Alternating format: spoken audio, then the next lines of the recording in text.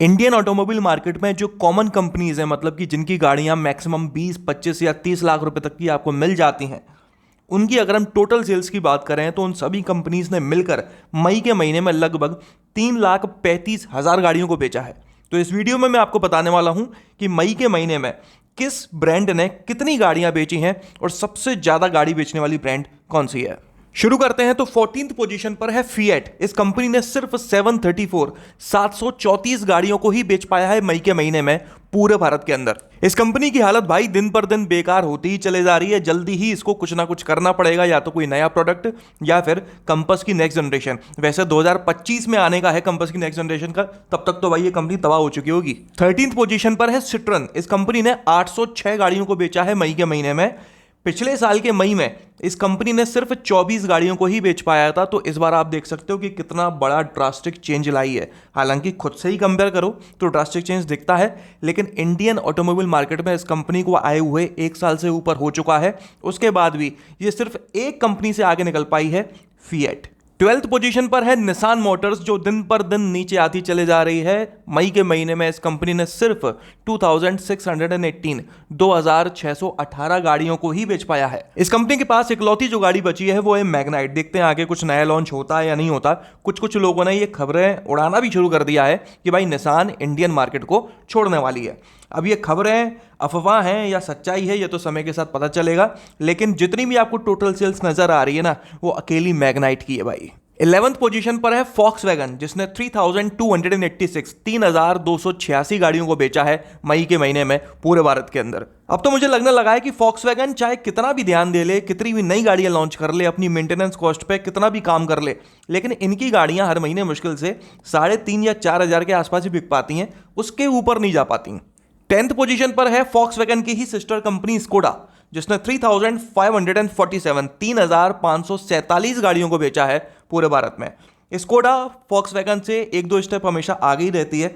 Sedans की हम बात करते हैं, प्रीमियम सेडान्स की, तो स्कोडा का अच्छा खासा मार्केट है इंडिया में। हालांकि बिक्री उतनी नहीं होती है, क्योंकि प्रीमियम सेडान्स 35-40 लाख रुपए में आजकल कौन ही लेता है, लेकिन लेने वाली अगर लोग हैं तो वो स्कोडा को कंसिडर जरूर करते हैं। 9th पोजीशन पर है रेनो, जिसने 4,625 गाड़ियों को ही बेच पाया है। समय के साथ रेनो भी काफी सुस्त होती चली जा रही है। अपनी गाड़ियों में कोई मेजर चेंज नहीं कर रही है। जैसी गाड़ियां पड़ी हैं बस वैसी की वैसी पड़ी हुई हैं लगभग। मतलब जब से इनकी डीजल गाड़ियां बंद हुई हैं ना, तब से ये लोग काफी सुस्त हो गए हैं। कंपनी चालू है, शोरूम चालू है, गाड़ियां आ भी रही हैं, गाड़ियां बिक भी रही हैं, लेकिन पहली वाली बात नहीं है। हर महीने 8-9 हजार बिक जाया करती थी, अब 4, 4.5, 5 पर सिमट जाती है। 8th पोजीशन पर है मॉरिस गैराजेस। भाई मात्र 2-3 महीने पुरानी बात है, इस कंपनी की बिक्री लगातार कम होती जा रही थी, नीचे आती जा रही थी ये कंपनी। लेकिन जब से हेक्टर का फेसलिफ्ट लॉन्च हुआ है, तब से इसकी सेल्स बढ़ गई है। इस महीने 8th पोजीशन पर है, 5,006 गाड़ियों को बेचा है मई के महीने में। आप लोगों को अगर नहीं पता तो मैं आपको बता दूं कि जल्दी ही मॉरिस गैराजेस पूरी की पूरी कंपनी या फिर इसके काफी हद तक शेयर्स बिकने वाले हैं इंडिया में। तो मॉरिस गैराजेस का जो मेन ओनर होगा वो कोई इंडियन हो सकता है, और वैसे जहां तक है रिलायंस कंपनी इस कंपनी को खरीदने वाली है। 7th पोजीशन पर है होंडा मोटर्स, जिसने सिर्फ 4,660 गाड़ियों को बेचा है पूरे भारत में। मैंने आप लोगों को पहले भी बोल चुका है कि भाई होंडा वाले काफी सुस्त हैं। मतलब ये जापानीज कंपनीज जो है ना, वो काफी सुस्त हैं। फिर मैं चाहे किसी की भी बात कर लूं, फिलहाल होंडा की बात करता हूं। पिछले साल इसी महीने इन्होंने लगभग 8,25,000 गाड़ियां बेची थी, मतलब 8,200 या 300 के समथिंग, और इस महीने 5,000 भी नहीं बेच पाए हैं। कारण कोई भी गाड़ी इनकी अपनी सेगमेंट में दूसरी गाड़ी को कंपटीशन देने लायक है ही नहीं। इस समय इनके पास जो मेन गाड़ियां हैं वो हैं दोनों सेडान्स, अमेज और होंडा सिटी। और सेडान की हालत क्या है इंडियन ऑटोमोबाइल मार्केट में, आप लोगों को अच्छी तरह से पता है। भाई कोई सेडान नहीं खरीदना चाहता। अब ये लोग एक नई एसयूवी लॉन्च करने का प्लान कर रहे हैं। वो फीचर लोडेड होती है, नहीं होती है, माइलेज कितना मिलता है, क्रेटा की सेगमेंट में लॉन्च होगी, उसको किस हद तक कॉम्पिटिशन दे पाती है, देखते हैं। क्योंकि उस सेगमेंट में हाई राइडर और अर्बन क्रूजर और वो ग्रैंड विटारा जैसी गाड़ियां भी हैं जो अनाप शनाप माइलेज क्लेम कर रही हैं। उनको कंपटीशन ये गाड़ी दे पाएगी एलिवेट या नहीं, देखते हैं। 6th पोजीशन पर है टोयोटा मोटर्स, जिसने मई के महीने में 19,379 गाड़ियों को बेचा है पूरे भारत में। भाई पता नहीं क्या हुआ, इनने कौन सा मंत्र पढ़ लिया, कौन सी पूजा करा ली है। टोयोटा वाले पिछले 3-4 महीने से कमाल ही कर रहे हैं उन्हीं गाड़ियों के साथ में जो पहले थी। इनकी बिक्री लगातार बढ़ती ही चली जा रही है। इनके पास खुद की मेन 2 गाड़ियां हैं, इनोवा और फॉर्च्यूनर हमेशा की तरह। बाकी जो गाड़ियां हैं वो मारुति की हैं।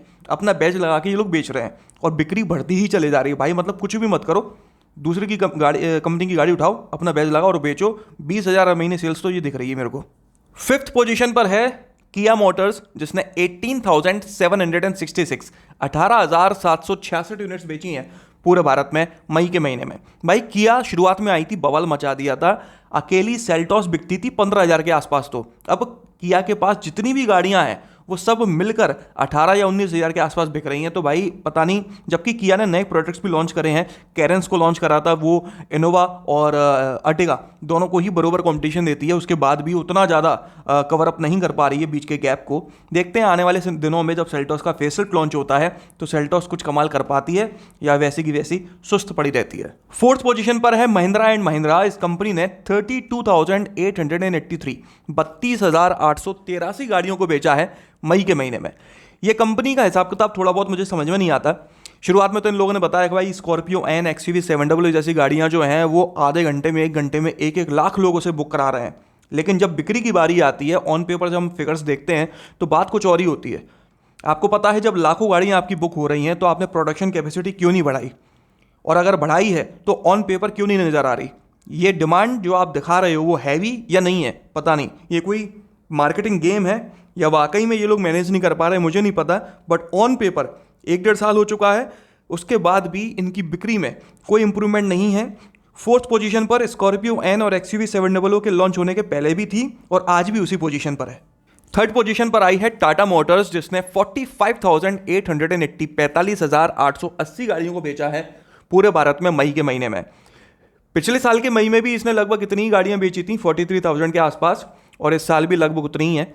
जल्दी ही आपको नेक्सॉन, हैरियर, सफारी का फेसलिफ्ट मार्केट में दिखने वाला है। नेक्सॉन में तो आपको कुछ एडवांस्ड फीचर्स देखने को मिल सकते हैं, जैसे कि उसकी इंटीरियर की इमेजेस निकलकर सामने आई हैं। हो सकता है आपको उसकी स्टीयरिंग पर टच स्क्रीन देखने को मिले, और एडास फीचर सफारी और हैरियर में तो होगा, हो सकता है नेक्सॉन में भी आपको देखने को मिल सकता है। तो 2nd पोजीशन पर है लगभग हमेशा की तरह हुंडई मोटर्स, जिसने 48,601 48,601 गाड़ियों को बेचा है मई के महीने में पूरे भारत के अंदर। और बात करते हैं सबसे ज़्यादा गाड़ी बेचने वाली कंपनी के बारे में, तो भाई हमेशा जब से ये लिस्ट में आपको बता रहा हूँ, हमेशा की तरह पहले नंबर पे है मारुति सुजुकी, जिसने 1,43,708 1,43,708 गाड़ियों को बेचा है मई में पूरे भारत के अंदर। मतलब कि कोई भी कंपनी मारुति के आसपास तक नहीं है। कंपटीशन देना तो बहुत दूर की बात है। मतलब हुंडई और टाटा दोनों को मिला लो ना, तब भी 50,000 पीछे है मारुति से ये दोनों कंपनीज। देखते हैं कब कोई कंपनी इतनी बड़ी बनेगी कि मारुति को टक्कर दे सके सेल्स के मामले में। अगर आप अपने 2 व्हीलर या 4 व्हीलर के लिए कोई सस्ती और अच्छी एसेसरी खरीदना चाहते हो तो इस वीडियो के डिस्क्रिप्शन में सारी जानकारी दी हुई है, आप चाहो तो जाकर देख सकते हो, पसंद आए तो खरीद सकते हो। इस वीडियो में तो बस इतना ही। आपको अगर पसंद आया तो इसे लाइक कर दीजिएगा, इस चैनल को सब्सक्राइब कर लीजिए और बेल आइकन को दबाना बिल्कुल ना भूलना। आपका दिन शुभ रहे, धन्यवाद।